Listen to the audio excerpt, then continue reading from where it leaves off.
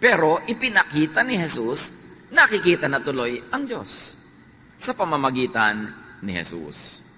A distorted image of God was presented by the Pharisees. And it continues to be presented by many teachers and preachers. A distorted image of God. Kaya pinagbabawal ng Diyos ang paggawa ng mga Diyos-Diyosan. Hindi lang ito mga rebultong kahoy o bato. Ito yung mga rebultong nasa loob ng isip ng tao. Yung kinakatahan ng isip natin na itsura, karakter ng Diyos na mali naman. So maraming imahen, hindi lang yung physical na pinanggigigilan ng mga Bible-based Christians. May mga imahen na nasa loob ng utak, doon nakaukit, na ang Diyos ay malupit, ang Diyos ay galit, ang Diyos ay ganito, ang Diyos ay nakakatakot, na mga imahen na itinuwid ng Diyos sa pagpapakilala niya sa kanyang sarili sa pamamagitan ni Jesus. Jeremiah 5:31, doon sa mga natuturo ng mga baluktot na aral tungkol sa Diyos, pawang kasinungalingan ang pahayag ng mga propeta. Ang kanilang utos ang sinusunod ng mga pare. So nakikita niyo sa buwatan ng prophet at ng priests sa Israel. Sinasabi ni Jeremiah, kabalbalan ang itinuturo ng mga propeta, kaya kabalbalan din ang sinusunod at ipinasusunod naman ng mga pare sa mga tao. Kaya ipinadala si Jesus para ituwid ang mga kabalbalan na yan. Isaiah 29:13, sasabihin naman ni Yahweh, sa salita lamang malapit sa akin ang mga taong ito, at sa bibig lamang nila ako ay ginagalang. Subalit, inalayo nila sa akin ang kanilang puso, at ayon lamang sa utos ng tao ang kanilang paglilingkod. Si Yahweh ang nagsasabi, yung mga religious activities sa mga tao na yan, di ko yan gusto. Kasi, imbento lang nila ang pinagmumula ng mga kautosan na yan. Nakaka-oppress, nakakapagpalungkot, nakakabawas ng ligaya ng buhay, therefore, presenting or misrepresenting God. Mark 7:8, sabi ni Jesus, sa mga religious people of His time, binabaliwala ninyo ang utos ng Diyos at ang sinusunod ninyo yung mga tradisyon ng tao. Sa makatuwid, ang napakaraming katuruan sa lumang dipan, ginagawa ng mga Israelita, pinagpapakamatayan nilang sundin, sabi ni Jesus, tradisyon lang yan ng tao. At kasama doon ang lahat ng itinuwid niya.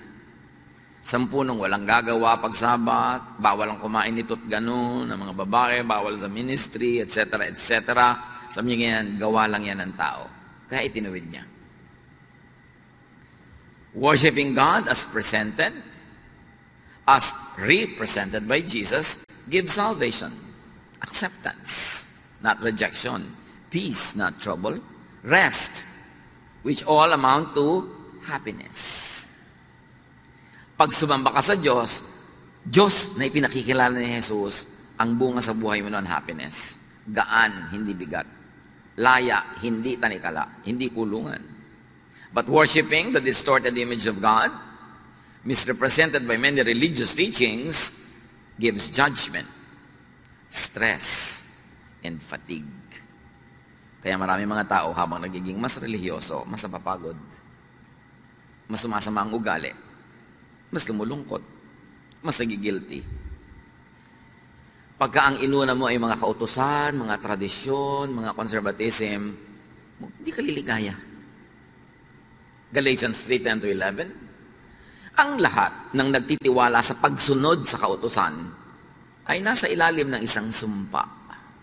So, sunod ka ng sunod sa kautusan dahil doon ka naghahanap ng ligaya, doon ka naghahanap ng kaligtasan. Sabi gano'n, daig mo pa ang isinumpa, daig mo pa ang nakulam, daig mo pa ang nagkaroon ng parusang buhat-buhat mo. Sapagkat nasusulat, sumpain ang hindi sumusunod sa lahat ng nakasulat sa aklat ng kautusan. So pagka ikaw ay nagpailalim sa kautusan, dapat sundin mo lahat. Kasi pag meron kang hindi nasunod, sinusumpa ka. Pero may choice ka na hindi magpailalim sa kautusan, kundi magpailalim sa pag-ibig ng Ama na ipinakilala sa pamamagitan ni Jesus. So pumipili ka, law or grace? Grace or works? Righteousness that is achieved by your own deed or righteousness that is received free from God through Jesus? Pag pinili mo ang kautusan, para kay sinumpa. At pag nagpapailalim nang iilalim ka ng mga tao sa kautusan, dinadala mo sila sa kautusan, isinusumpa mo sila. Kasi binibigyan mo sila ng mga bagay na di naman nila kayang sundin, magigilty lang sila.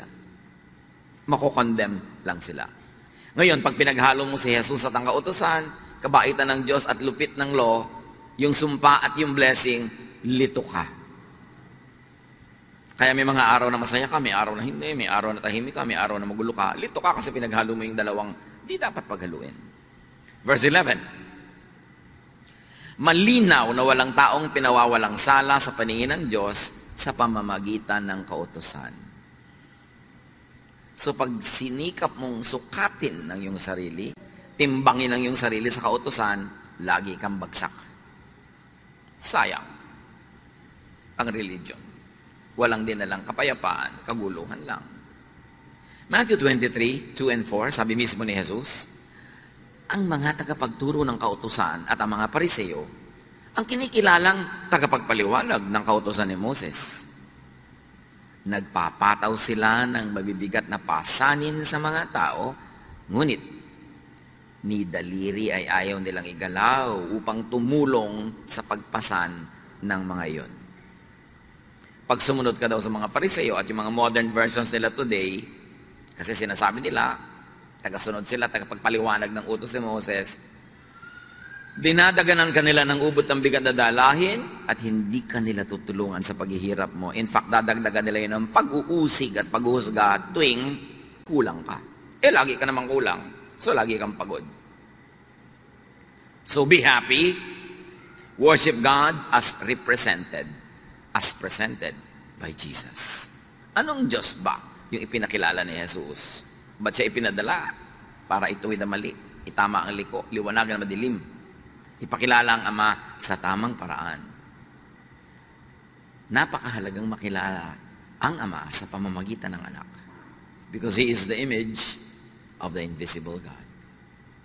So stay happy. Keep worshiping. Pwede ka naman magdasal sa bahay eh. Pwede ka naman magbasa ng Biblia sa bahay. Pero bakit pa magpapagod ka, tatawid ng ulan o alikabok, init o lamig? Because there is happiness in corporate worship. Pagka mga anak ng Diyos ay nagsasama-sama para magpuri, magpasalamat, bumababa ang luwalhati ng Diyos in a very special way. So defend and protect your worship from the thief. May magnanakaw eh. Ninanakaw yung worship. In fact, dumating ka na nga sa worship place, hindi ka pa rin maka-worship kasi nainis ka, nanakawan ka na naman. Kasi naghanap ka ng mali, nanakawan ka na naman. O nagpapaabala ka sa text and text sa'yo na wala namang katuturan habang nag-worship ka, nanakawan ka nun. Kaya textan mo, hoy, magnanakaw, tumigil ka. Ninanakawan mo ka ng worship time ko eh. Diba? Yung mga dumadapo sa isip mo na kung ano-anong mga guni-guni, mga alalahanin, dinanakawan ka. Nandiyan ka na nga, nanakawan ka pa rin. Sayang naman. Buti pa, hindi ka na dumating, pa hindi ka nagastos ng pamasahe, oras. Yung pala, nananakawan ka rin eh. Kaya dapat ipaglaban yan. John 10:10, dumarating nga magnanakaw para lang magnakaw. Pumatay at manira. Naparito ako upang ang mga tupa ay magkaroon ng buhay, buhay na masaganang lubos. At yun ang gusto ng Panginoong Diyos, ang Ama sa langit, na ibibigay ni Jesus sa atin, kalinawan ng isip para tayo lumigaya sa buhay. At isa doon, maunawa natin yung ligaya, ma-enjoy natin yung ligaya ng pagsamba. There is happiness in worship. Marami sa mga nade-depress, isa sa mga nangyayari sa buhay nilang unang-una, tumitigil silang mag-quiet time, manalangin, mag-devotion. Tapos tumitigil sila na mag-Bible reading, tumitigil sila mag-pray, at tumitigil silang sumali sa family, group, corporate worship. Kaya palala ng palala ng palala. Psalm 89:15, mapalad ang taong sa'yo'y sumasamba. Sa pagsamba nila inaawitan ka at sa pag-ibig mo ay namumuhay sila. Kaya yung mga taong laging ayoko pong sumali ng choir, ayoko pong mag-Sunday school teacher, ayoko magkaroon ng ministry kasi madalas, hindi ako nakaka-attend. Lalo kang sumali. At mas mahigpit yung leader mo ng pag-check ng attendance. pinandidilatan ka na halos pag laglaga mata niya, pag late ka, blessing yun sa'yo. Kasi nauobliga kang dumating. Kasi pag dumating ka na, ikaw na yung mabe-bless. Alam niyo yung pagdalo sa mga gawain ng Panginoon? Yung minsan tinatamad ka, ayaw mo, meron kang negative feeling, habang papunta ka pa lang yun, kasi dinajablo ka eh. Pero pag nandun ka na, ang totoo nun, nagpapasalamat ka na, ay salamat, dumating na ako. At pag pauwi ka na, nagpapasalamat ka, salamat, ipinaglabang ko to kasi meron talaga ako na pala. Yung struggle sa papunta lang yun. Doon kayo dapat magwagi. Kasi talagang nanakawan ka. Psalm 63:1, in my heart, I long for you, as I would long for a stream in a scorching desert. At ang ginawa dito ang halintulad ay usa na nagtatatakbo ng ubod ng bilis sa napakainit na desyerto. Kaya as the deer panted for the water, so my soul longs after thee. Panted, ibig sabihin nun yung humihinga ng ubod ng bilis kasi uhaw na uhaw, pagod na pagod. As the deer pants for the water. Hindi yun isang piraso ng pantalon. Buntong hininga yun. So, napaka-importante kasi sabi niya, para akong usa. Uhaw na uhaw ako pag malayo ako sa iyo. Ikaw ang tubig ko, ikaw ang aking living water. So can you imagine kung gaano uhaw yung mga taong hindi sumasamba? Pero madalas hindi nila alam na yun ang dahilan ng pagkauhaw nila. So worship lifts God up. And in the process, the worshiper is also lifted up. Sabi, bakit po ba natin itinataas ang pangalan ng Panginoon? Ganun po ba siya ka-proud? Gusto lagi itinataas, no? Pag itinataas mo siya, nahihila ka rin niya pataas. Ikaw ang nakikinabang. Pag pinupuri mo siya. Kasi pag pinupuri mo ang Panginoon, nabubuhay sa iyo yung mga pamana sa iyo ng Panginoon. Yung karakter mo na galing sa Kanya, yun ang nang umiiral, yun ang nangingibabaw, kaya aangat ka at liligaya. Pero pag pinupuri mo sa lifestyle, sa salita, sa buhay mo ay ang dyablo, yung mga karakter ng dyablo na nasa iyo rin, ang mabubuhay. Ang siyang mangingibabaw at mananaig, kaya magkakata-dyablo ang buhay mo. Kaya napakahalaga nung pinipili mo ang iniangat ang Panginoon. In our hearts, there is a God-sized vacuum that only God can fill. Alam niyo naman yung vacuum. Pero sa puso natin, may vacuum yan. May vacuum for kotse. Pag nagka-kotse, lumigaya ka. Sige. May vacuum for love life. Pag nagka-love life, lumigaya ka. May vacuum for pera. Nagka-pera ka, lumigaya ka. Pero ang pinakamalaking vacuum sa puso ng tao ay yung para sa Diyos. At liban na lang na nandun ng Diyos, kahit mapuno lahat yung ibang vacuum kanina, nagka-kotse ka, nagka-love life ka, nagka-bahay ka, nagka-pera ka, pag wala yung Panginoon sa vacuum niya, hindi ka maligaya. Pero pag ang Panginoon nandun na sa vacuum niya, kahit yung iba wala pa, maligaya ka na rin. Dala ka na. There is a God-sized vacuum that only God can fill. And a lot of that is filled in corporate worship. Kaya ipinaglalaban natin yun eh. Pwede naman tayo mag-worship na lang kanya-kanya, sa kanya-kanya mga sulok-sulok, gilid-gilid. Why rent a big place like this and pay for electricity and water and everything? Because we need a place where we can all worship together. Because God is delighted in worship that is comprised of many people, His children. At sa worship na yun, hindi lang yung nagkakakanta ka, nagdadasal, nagkakakilala kayo, nagkakatulungan, nagmamahalan kayo. Yun pa ang dapat ma-achieve. Kaya merong corporate worship. Psalm 42 verse 2, my soul thirsts for God, for the living God. Kaya marami mga tao, depressed po ako, malungkot po ako. Ano mo, Diyos lang yan, ang kulang. Kailangan lagay mo siya at yung lahat iba susunod na. Although marami pang ibang pwedeng gawin para yung mga depression na yan ay matanggal, pero inuuna mo yung relasyon mo sa Diyos. Kaya tayo tinuturuan. Ba't ba tayo tinuturuan laging be thankful? May ibig mo sabihin, ang gulo-gulo na ng buhay ko, be thankful? Yes. Kasi pag inisip mo yung dapat mo ipagpasalamat at nagpasalamat ka, ang nabubuhay sa iyo yung espiritu ng pagpapasalamat, hindi yung pagrereklamo. At pag nabubuhay yung espiritu ng pagsasalamat, nagiging magnet yon para lahat ng magagandang bagay magdatingan sa buhay mo. Kaya ka tinuturuan to be thankful. Hindi ka para utuin. O hindi ka para mag-in denial na hindi naman ka masaya, pupuri ka. Hindi ka nga masaya, kaya magpuri ka at sasaya ka. Dalawa lang yan mga kapatid. Ang saya-saya mo, kaya ka nagpupuri sa Diyos. O ang lungkot-lungkot mo, kaya magpuri ka para ka sumaya. Pareho ang effect. So if you have enough reason to thank God, thank God. But if you have no reason, you think to thank God, all the more that you should thank God para bukas ang isip mo na oo nga pala, maraming dapat ipagpasalamat. That's why you should count your blessings. Yung sumasamba, bakit ganun? Pagka hindi sumamba, parang kulang ang buhay. Kasi nakita na nila ang luwalhati ng Panginoon pag sumasamba sila.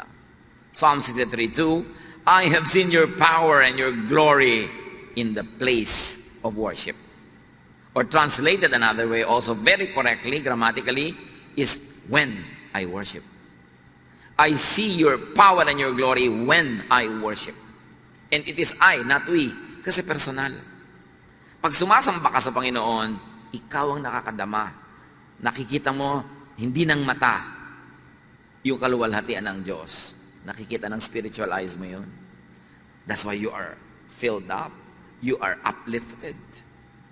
That's why worship, although it might be demeaning, but we don't want to demean it, but worship is therapy. Kailangan ng tao sumasamba.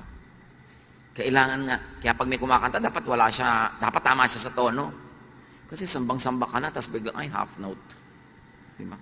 Ay, wala sa tono. Ay, lumipat ng key. Diba? Ay, lumandang ng 2 octave ang singer. Paano ka mabe-bless doon na aabala ka nung kakulangan niya ng preparasyon? Kaya dapat excellent hindi dahil para tayo ma-oppress, kundi para walang bara. Kasi pag hindi excellent ang gawa ng mga naggagawa, may bumabara. Kaya duty mo na gandahan yan para hindi ka maging issue. Yung singer ka, kakanta ka para sa Panginoon, tapos ang suot mo para kang payaso. Naabala yung mata namin. Di ba? Iniisip namin, saan kaya siya galing na karnabal? Kaya dapat yung simple, yung hindi tumatawag ng pansin sa sarili. Kasi ikaw lang napansin namin, hindi na Diyos. Kaya nga pinag-uniform yung mga choir para magkakamukha, hindi yung pagandahan ng damit, pakintaman. Kaya nakakaabala yung mga ganung bagay. Pati mga katabi, yung may kasama kang bata, ang likot-likot, hindi na naka-worship yung katabi mo. Nakaganon lang yan, pero gusto niya lumutakin yung mukha ng bata na yan. Ipokrita lang siya, kaya hindi niya sinasapak ang anak mo. Pero ang totoo, yung anino niya, sabi niya sa anak mo, pak, pak, pak, pak. Lahat ng tumatawa, totoo. Hindi talaga nakaka-bless yung may malikot. Tapos may katabi ka, text ng text, uy, nasa worship ako. Hindi nakaka-bless yun. Diba? So dapat blessing ka sa kapwa mo nagwa-worship. Kasi pinaglaban niyang makarating dyan, tapos ikaw ang jablita sa buhay niya. Yung pagtingin niya sa'yo, nakapatong pala sa batok mo si Satanas. Para busitin siya. So, dapat blessing tayo sa isa't isa. Yung bang, talaga, may mga palakpak pa yan. Yung bang, pwede ka namang umusod-usod para yung dumadating, makaupo na agad, hindi yung 5 tao na yung natapakan niya bago siya makarating sa silya doon sa loob. Yung be a blessing. Diba? Kailan isip, paano kaya ako magiging hindi abala sa kapwa ako sumasamba?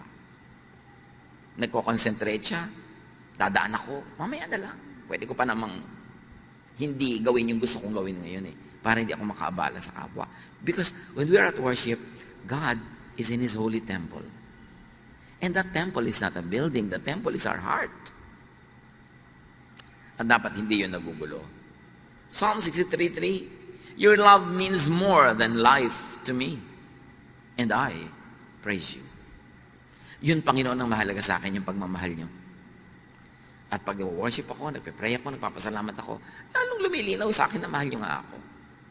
At habang lumilinaw yun, nagiging positive ang pananaw ko sa buhay, lalo namang dumadating sa akin ng mga positive things. So value God's love as life, as more than life.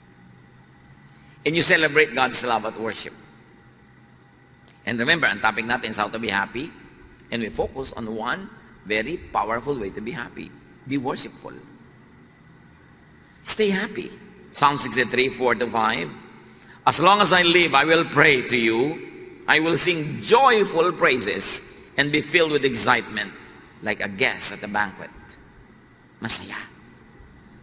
So dapat iniiwan sa labas ang lahat ng mga cares, mga worries.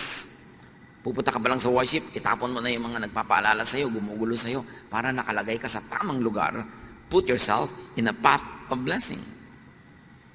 At hindi lang, sasama-sama tayo, may individual and personal worship pa. Psalm 63:6, I think about you before I go to sleep. And my thoughts turn to you during the night. Sabi mo, siguro, wala pang Netflix nun. Kaya niya nagagawa yan. Kaya may Netflix, kaya wala. Kaya may YouTube, kaya wala. Dapat i-reserve niyo sa Panginoon ang last 30 minutes of your waking hours. Kung matutulog ka ng 9:30, dapat 9 o'clock, wala nang ibang bagay. Sa Panginoon ka na nakikipag-usap, nakikipagniig. Huwag mong punuin ang lahat ng oras mo ng lahat ng pagod, panood, isip, text, computer, kasi walang natitira sa Diyos. Sabi niya, I think about you before I go to sleep. Can you imagine that? Kung ganong lalim at sarap ng tulog ang mangyayaring bunga niyan.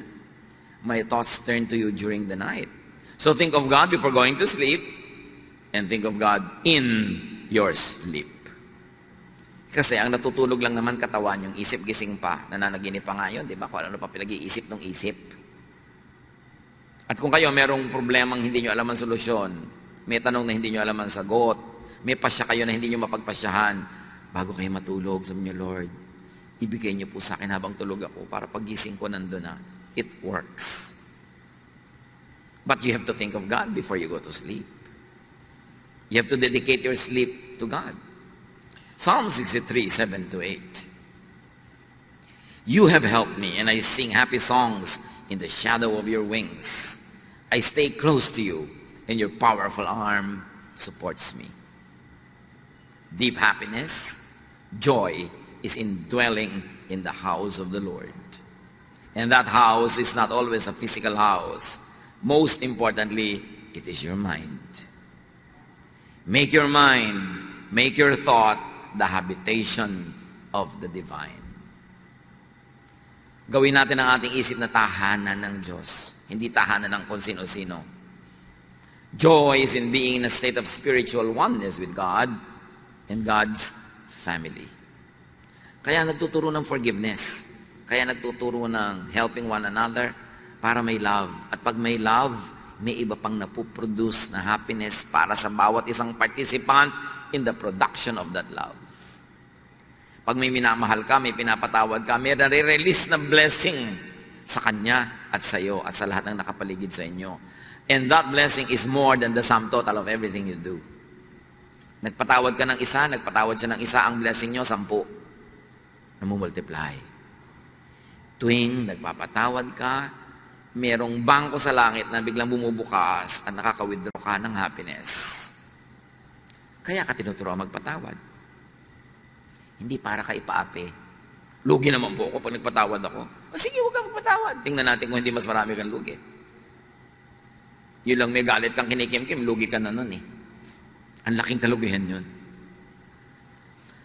Dapat mabuksan ng maraming tao yung pinto ng pagpapala ng Diyos eh. At ang mga susi niyan, pagpapatawad, pagmamahal, pagtutulungan, pagpupuri, pasalamat. Yan ang nagbubukas ng susi ng pinto ng kaligayahan. Hindi yan itinuro ng walang dahilan. So, maganda kung naintindihan mo, tapos sinusunod mo, pero kung hindi mo maintindihan, at ang tagal mo na hindi maintindihan, sundin mo na lang. At habang sumusunod ka, baka doon mo palang maintindihan. Because while at worship, at hindi lang yun yung formal program ng worship, yung paggawa ng mga bagay na nakakalugod sa Diyos, worship yun. Artist ka, gumagawa ka ng magandang piece of art, worship yun. Singer ka, kumakanta ka, worship yun.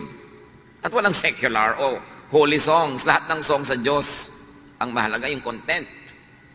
Pinupuri mo ba ang Diyos? Kahit pinupuri mo ang bulaklak na sampagita, pinupuri mo na ng Diyos noon kasi siya ang gumawa ng sampagita.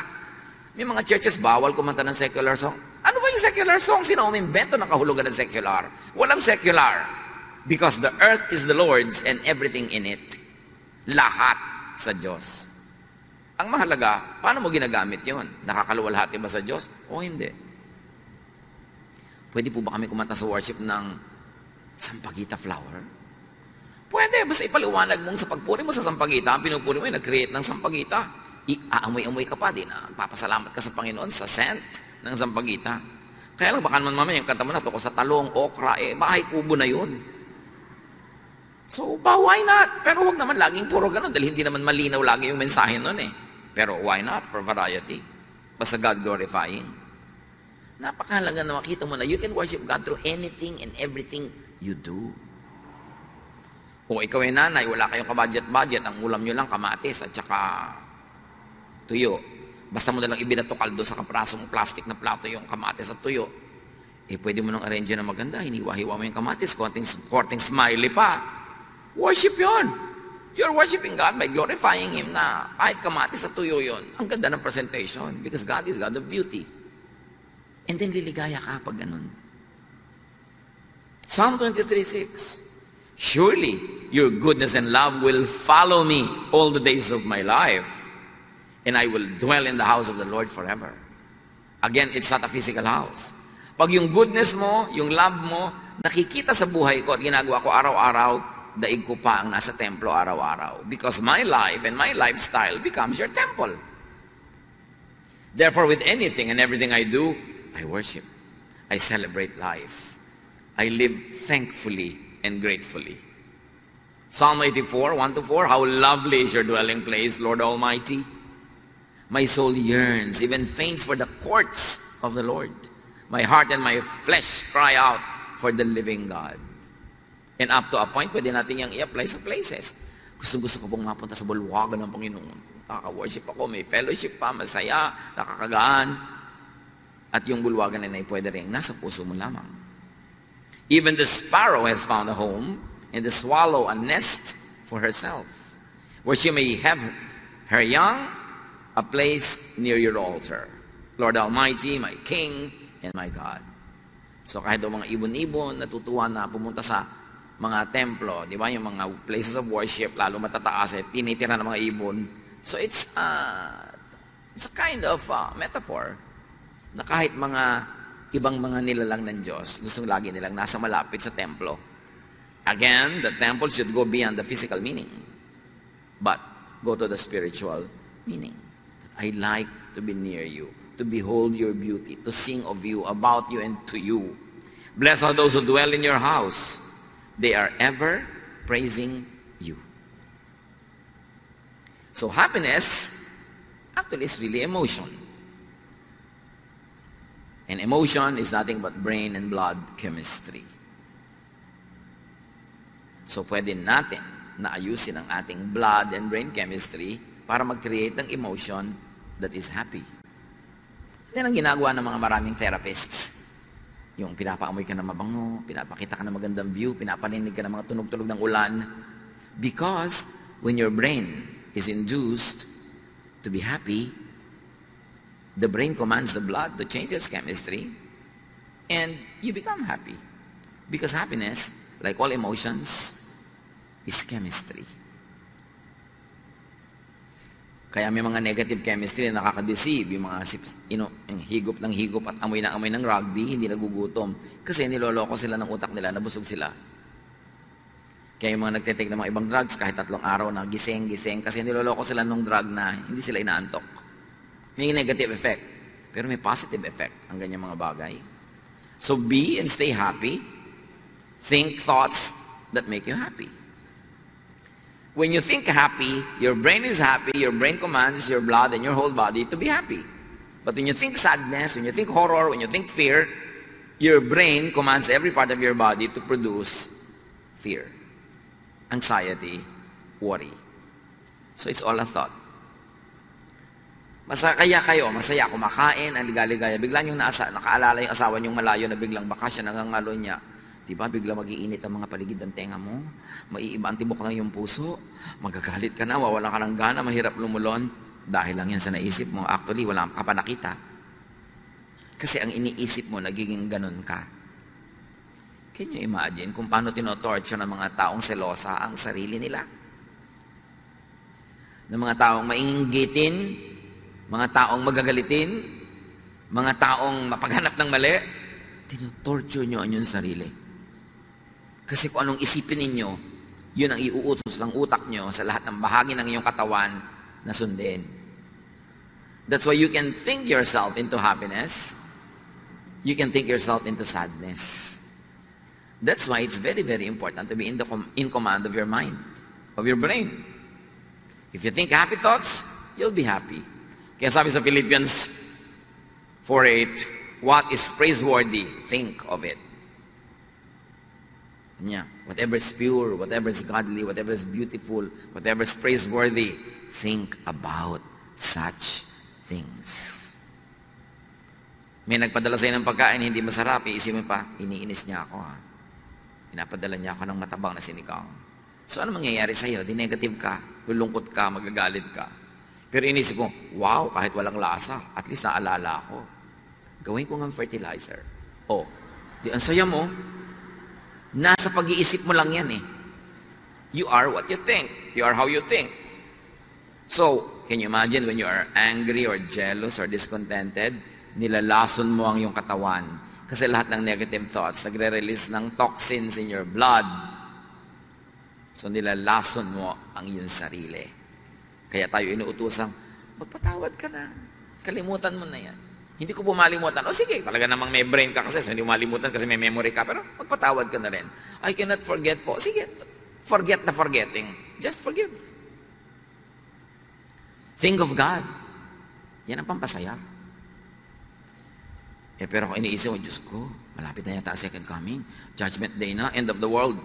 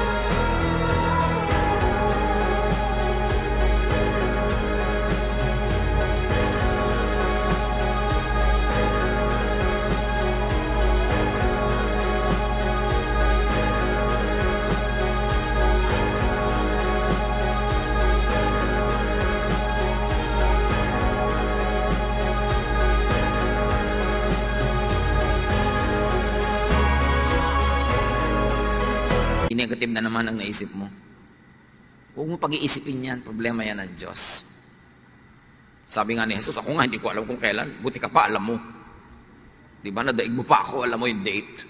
Tapos pag hindi nangyari, may mga kung ano-ano kang palusot. Ay, may bla bla bla bla. Ang isa lang ang ibig sabihin, mali ang prediction mo. And if what a prophet says does not come to pass, he is a false prophet. Ang dami na. Naglagay ng mga petsa, oras, so hindi natuloy. Kasi marami pa kayong kasalanan, binibigyan pa kayo ng God ng second chance. Palusot. Mga palusot yung mga nagbibigay ng mga date-date, tapos hindi naman natutuloy. Huwag yung iniisip yan. The idea of and about God should be happy, not sad. Restful, not burdensome. Assuring and peaceful, not fearsome. It should be loving and forgiving. Not hateful, not vindictive, and definitely not judgmental. Huwag kayong kakampi sa isang political party, sa isang bansa, sa isang lahi, sa isang relihiyon, kahit malupit sila sa iba, in the name of God, bola yon. God will not want you to have any part in any violence, unkindness, in anything that robs people of happiness or dignity. Tapos done in the name of God, dapat matalino na tayo by now. Minamanipulate tayo ng mga ganyan. So, you want to be happy, think of the God presented and represented by Jesus. And then, do activities that make you happy. May mga iniisip, may mga ginagawa, physical. Kasi happy feelings create happy activities. Di ba pag happy ka, yung feeling mo, gumagawa ka ng happy activity. Halimbawa, ang saya mo, magluluto ka ng special para sa pamilya mo. Pero kung wala kang happy feelings, walang happy activities, baligtarin mo. Wala kang happy feelings, gumawa ka ng happy activities na magke-create ng happy feelings. It works both sides of the equation. Happy feelings can create happy events, but happy activities can create the happy feeling. So kung wala ka ng happy feeling, gumawa ka ng happy activity, that's under your control. You can do that. And then, maiiba, mare-reverse, sasaya ka at ang iba. You cannot always control what you could do, your physical situation, but you can direct your thought. Si Paul and Silas, sa paggawa ng mabuti, sa pamamalitan ng tungkol kay Jesus, nakulong. Di lang nakakulong, dinala pa sa malalim na dungeon, di lang yon, itinali pa ng mga kadena at bakal ang kanilang mga paa at kamay sa pader. Hindi ka makakamot, biruin mo yun, hirap nun. Pag may kumate, tinuka ka ng lamok, whatever, nauuhaw ka, gusto mo punta sa toilet, di mo magawa. Dapat magreklamo ka na sa Diyos, Lord, I serve you. Bakit ako nandito? But Paul and Silas sang hymns. Because you can choose. Whatever it is that you are going through, you can choose to complain or to be thankful, to be negative or to be positive. And because they were very, very positive, and they sang hymns, and they lifted God up, and all the other prisoners were blessed through their singing, and they forgot their own sorrows and their own complaints, God sent an earthquake that shook the very foundations of the place. Dahil sa pagpuri. Induce desired thoughts and emotions in your brain. Kumbinsihin mo yung isip mo, akayin mo yung isip mo na magpakasaya at aakayin niya ang lahat ng bahagi ng iyong katawan na sumunod. Romans 12:2, be changed by the renewing of your mind. And if I may extend that, change your situation outside of you by changing the thoughts inside your mind. Because it is the thought that is the habitation of God. And it is through thought that the power of God can be made real in our lives. Yan ang dapat natin i-develop, yung mas transcendental, yung mas invisible aspects of the faith, which is really mental discipline. Create happiness in your heart and your mind. At pwede ka nun, either masaya ka, so kumakanta ka, or malungkot ka, kumanta ka para ka sumaya. Pero huwag naman ang kakantahin mo yung tuwing lulubog ang araw. May umabot pa sa inyo sa kanta na yan. Nakakalungkot ng mga kanta, nalulungkot ka na nga. Dapat ibahin mo, baliktarin mo. So let and make sensations of sound. Alam niyo, lahat ng buhay may tunog. Yung tinetest ka dito ng takbo ng ugat sa iyong leeg, pag pinakinggan mo yung machine, gumaganyan-ganyan, yung pala hindi mo nadidinig, pero through a machine, dinig. Because lahat ng life may sound. Kaya, punuin mo ng sound ang buhay mo, music, para ka sumaya. Or sight. Tulad nun, pag nakikita na yung temple, lumiligaya sila, or whatever the equivalent is in your life. Make sensations of smell and scent. Bakit sa Bible, ang dami-daming, you anoint my head with oil, my cup overflows. Surely goodness and love will follow me all the days of my life. The anointing of the oils in the Old Testament, in many ancient traditions, are healing ang effect. Soothing to the emotion, comforting to the body. At yung mga oils na yun, hindi yung mga katulad ng oil na malalagkit, yung mga malalagkit na galing sa petroleum products, 3 araw na nasa balat mo pa, hindi yun ang oil na pinag-uusapan, yung mga pure. Dahil talagang laging healing yan. Sabi niya, anoint the sick with oil and they get well. So may healing powers talaga. Yung amoy, yung flavor, at yung dating sa iyong balat. So, smell. Aromatic things. Taste. Good food, good drink, good fellowship. Touch. That's why the laying on of hands are supposed to heal. Because touch heals. May mga kamayan, may mga hug-hug. Kasi nakaka-heal yun. And all of this lead to produce happiness. Happiness thoughts, happiness chemistry. So maraming paraan para sumaya. Iniisip mo, o gumagawa ka ng activities na nagpapasaya, o isinasubject mo ang sarili mo sa senses through which happiness, joy, pleasure can pass. Si Elisha sa 1 Kings 19, this wonderful, powerful prophet of God wanted to die. Pero nabaligtad yun, matapos makakain, makatulog, at makipag-fellowship with an angel. Do the same. Ang dami-dami ko natatanggap ng mga tanong sa Facebook at kung saan-saan, nade-depress po ako, nalulungkot po ako, bla bla bla, ano pong pwede kong gawin? Well, change your body chemistry, uminom ka ng masarap, kumain ka ng masarap, matulog ka, kung pagod ka, kung sobrang tulog na, gumising ka, get out of your bed and be active, fellowship with people, do something enjoyable. Pag hindi naman nilayasan kanyang lungkot na yan eh. Di ba? Resist the devil and he will flee from you.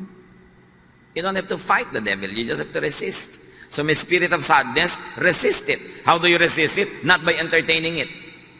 Nalulungkot ka na nga, magkukulong ka pa sa kwarto, di na solo ka ng diablo. Nalulungkot ka na nga, ayaw mo pang kumain, nade-depress ka na, ayaw mo pang gumalaw, lalo kang malulungkot. Dapat baguhin mo ang situation mo. Now in life, you can be the recipient of happiness, meaning you're naturally happy because there are things that make you happy. Or if you are not a naturally happy person, then be the producer of happiness. Umimbento ka ng kaligayahan. At through lahat ng pinag-usapan natin mula kanina pa, na kung gusto nyo, uulitin ko lahat. Pero hindi naman, natatandaan nyo naman eh. Diba? Make yourself happy.